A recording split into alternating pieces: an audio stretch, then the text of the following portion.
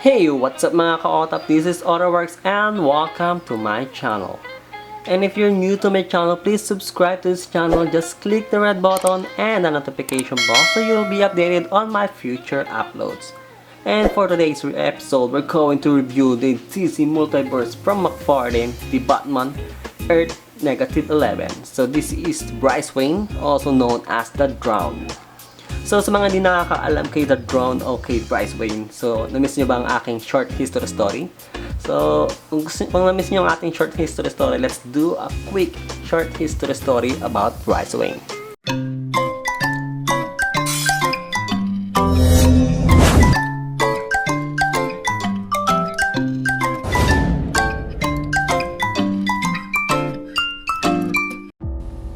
The Drowned. The Drowned, also known as Bryce Wayne, was born on Earth -11 to Martin Wayne, who, like the fathers of various Batmans from other universes, was shot dead in an alley. She later became a crime fighter who was romantically involved with Sylvester Cavill before she was killed by rogue meta-humans. In retaliation for the death of her lover, she went about systematically killing every meta-human to avenge him. 18 months after Bryce had killed the last superpowered being on land and also thought that she'd finally made her world safe, Aquawoman returned along with the Atlanteans from her years of self-imposed exile, having spent that time hidden in the deepest part of the ocean and claimed to come in peace. Bryce saw the purity presented by Aquawoman of Atlantis as a hoax to pursue their own agenda, being unable to trust anyone except for herself and her instincts. She also regarded Aquawoman and her group as more rogue metas and also a menace to everything they held dear, while having no faith in their Atlanteans' effort to pursue for peace. Having been proven right when peace talks between the surface and Atlantis ultimately collapsed into violence, negotiations shifted to open conflicts with Bryce regarding the Atlanteans as vicious and also untrustworthy invaders. Bryce sided with the surface, fighting and winning against an onslaught of Atlanteans led by the invading monarch, and then stole Aquawoman's own trident before killing the Queen with it. Bryce presumably hoping that the survivors will get her message of showing that the surface people were not to be underestimated. However, this victory came to a steep cost. In retaliation, the Atlanteans drowned Gotham City and most likely a large part of the world beneath the waves for the death of their queen. Bryce regarded this as a mere setback and began planning to adapt herself to the situation. In order to win her desperate war, Bryce performed surgical and genetical procedures on herself, imbuing her human form with a vast biochemical augmentation such as the ability to control water, breathe underwater, heal faster, and bolster muscular, skeletal, and bodily tissues density, along with the capability to perform a type of dark hydrokinesis which could corrupt and convert those fighting against her into the ravenous sea beasts under her command. She also designed her own army of hybridized sea creatures called Death Water. Her abilities were bolstered by her adversary's trident, and with it she was able to conquer Atlantis and drown the rest of the world. Not long before her world was set to die, Bryce noticed that the bat signal that she had lit to signal hope and victory suddenly go dark, and went to investigate. She was approached by the Batman collapse when she got there, and she told her the story of how and why her city and her world was so broken and misaligned. He told tales about a multiverse sitting above the Dark One nested beneath it. Hearing about how it was the perfect iteration of her ideal world, and that both she and it were spawned from its nightmares, Bryce joined the Dark Knights of Barbatos, taking on the moniker of the Drowned. And that's our short history story of the Drowned. Let's now go back and unbox and review the Mcfarlane DC Multiverse, The Drowned. And before we go ahead and review the figure itself, let's go ahead and check the box itself first. So here's the front of the box. We have a huge window here. So on the top we have a small window, and here's the bottom, the Batman Earth 52. Let's go ahead and focus the camera first. So as you can see, Batman Earth 2, Earth 11, sorry. And on the side we have the Batman again. On the side we have also a small window. On the back we can see the artwork of the card itself, or no, the card design of the here's on the back, and here's the other design. And for the accessory, so ito yung card mismo. Let's go ahead and focus the camera. Sorry. Okay, so for the card, so napakaganda ng design. And here's the back. And the only weapon or accessory that na kasama ng figure na to is the trident. So napakaganda naman ng design, kaso just plain gold all throughout. So walang ibang design. So that's the only accessory that includes on this figure. Now let's naman go ahead and check the details of the figure itself, the Drowned. So let's go ahead and take a closer look. So let's go ahead and focus the camera. So for the details, sobrang ganda ng details. Napaka-solid. There's a lot of textures going on around the body. So let's go ahead and focus first on the face. Okay, so for the face, so as you can see, napakalinaw ng paint application. Sobrang linis. And for this eye patch, so separated color siya. So meron siyang metallic or candy tone na red sa kanyang eye patch. And on the side, meron tayong silver na color. And for the cowl, so we have a brown, parang bandana type yung itsura ng kanyang cowl. And for the hair, so yung hair niya is matigas. Matigas siya, as in matigas talaga siya. But yung mga tip or yung mga dulo ng kanyang buhok is malambot, pero the body of the hair is sobrang tigas, so hindi siya flexible. So let's check, or let's try to do the articulation later kung maghihinder yung kanyang buhok. But for the other details, so for the chest of this figure, so as you can see, we have a gold necklace na may pendant na Batman. So try natin kung ma-focus natin siya. Let's go ahead and stand this one first para ma-focus natin siya. Okay.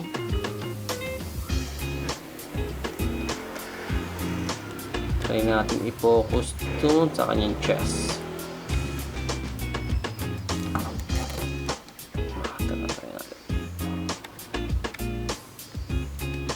So as you can see, meron tayo ditong emblem. Meron tayo, ito yung logo niya nasa kanyang necklace. And for the other details, so as you can see, for the jacket, atras lang natin yung camera.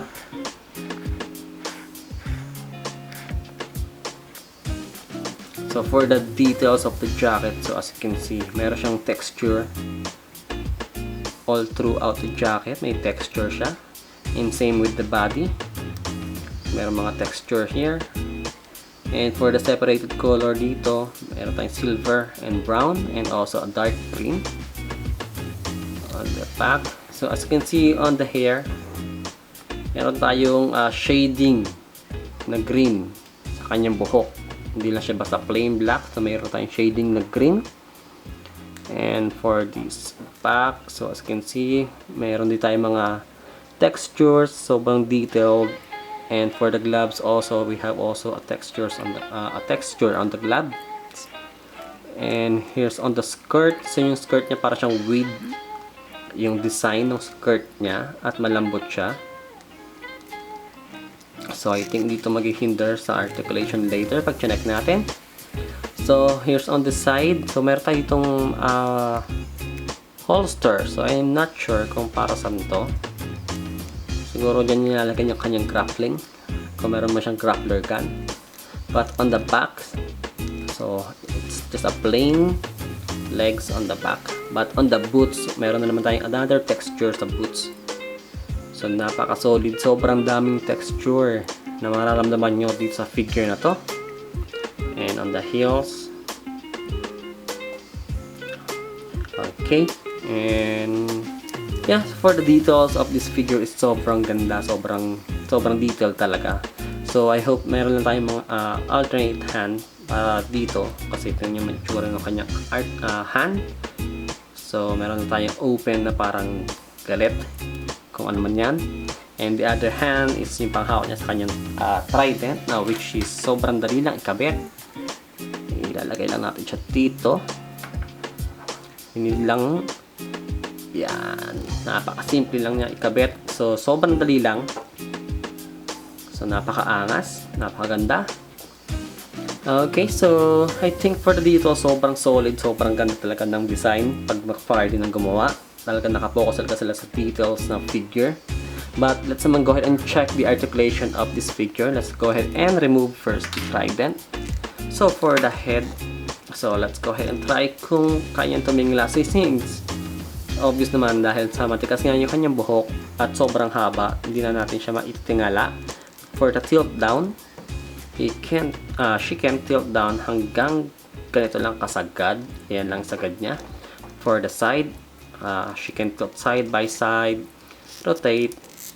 Okay, so since malambot din itong kanyang kwelyo, so hindi siya maghihinder pag pinating niyo sa side. So that's a nice one. And for the arms, so she can raise her arms up to this one, to this high, and rotate 360. So we also have a bicep swivel and a double jointed elbow na kaya sumagad sobrang sagad. So that's a double jointed elbow. And for the hands, rotate 360 forward and back. And for the body, so meron tayo ditong malambot itong kanyang damit eh. I'm not sure if mayroon siyang up crunch, but since rubber yung kanyang damit is parang bumabalik lang din yung kanyang body. But I think kanyang mag-lean back pero sobrang minimal lang dahil nga sa kanyang damit. At for the waist, kailangan nyo lang hawakan siya dito sa ilalim para ma-rotate nyo siya side by side. But meron siyang waist rotation na nakatago lang. But for the legs, she can split this far and kick forward this far. So dahil nga malambot to, hindi siya masyado nag-hinder sa articulation ng legs. And for the kickback, ito yung kaya niya kickback. And we don't have a tie swivel as usual for a Mcfarlane figure. Meron tayong konting wiggle sa upper thigh, but that's about it. And for the knee, we have a double jointed knee. And we don't have a boot rotation, but for the feet, we can rotate 360 forward and back, and also a toe articulation. So for the articulation of this figure, so napaka-solid din naman. So wala lang tayong tie swivel, but that's okay. So I think that's it for the articulation of this figure. So let's go ahead and let's go ahead and do a size and comparison for some other figures.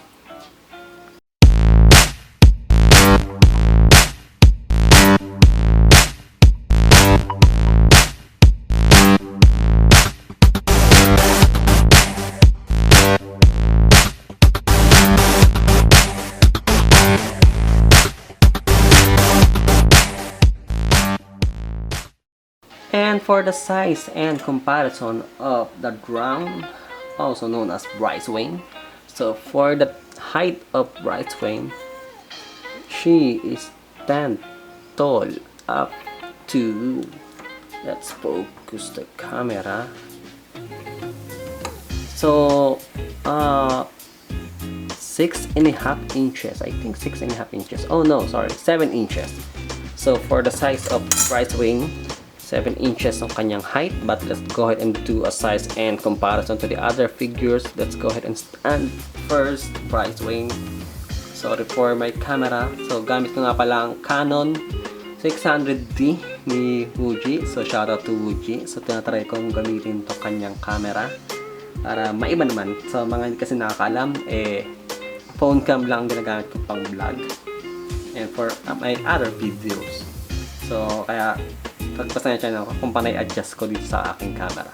But for the size and comparison for the other figures, so we have here a Mcfarlane Thomas Wayne, and we also have here Mcfarlane Damian Wayne. So for the size comparison, so napakaganda ng kanyang size comparison. Mas matangkat si Thomas Wayne kumpara kay Bryce Wayne. And for the height of Damian is mukha talaga siyang teenager pagdating sa height, size comparison ng tatlo.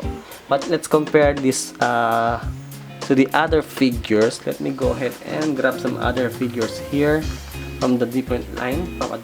So we have here Marvel Legends Captain America, the Warty Cup, and we also have here a Figma Deku.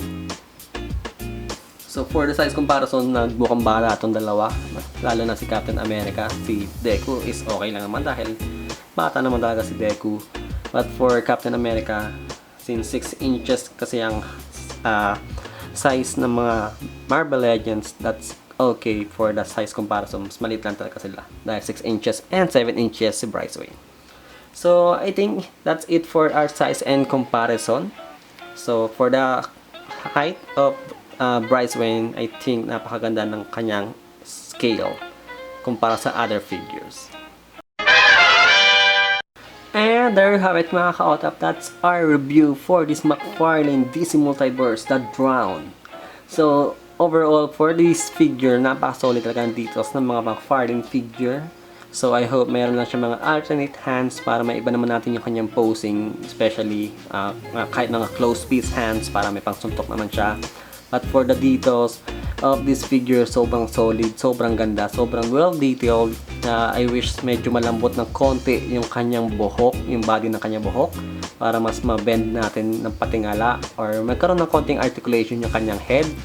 And for the body, so I think okay lang din naman yung for the articulation of the body since maganda nga ang details ng kanyang damit. So I think yun talagang kailangan isakripisyo ng Mcfarlane para lang makuha nila ang detalye, napaka-solid na detalye ng kanyang body. And I think for the overall verdict or rate ko para sa figure na to is 8/10 since napaka-solid talaga ng details. Medyo lack lang tayo na konti sa kanyang articulation, but for the details itself, sobrang solid. So I hope you enjoy watching this video guys. So mga ka-otap, please comment down below kung ano sa tingin nyo, kung solid, napaka-solid ba para sa inyo ang The Drown na to. And again, shout out to Wuji sa pagpapahiram ng kanyang Canon 600D. So malalaman natin kung maganda ang kakalabasan ng video na to. But I hope you enjoy watching this video. Please don't forget to like, share, comment, and subscribe to this channel. And also sa mga di pa nag-subscribe sa channel ko, please click the red button and the notification bell para updated kayo sa mga future uploads ko. And again, thank you for watching. Keep safe and see you on my next video.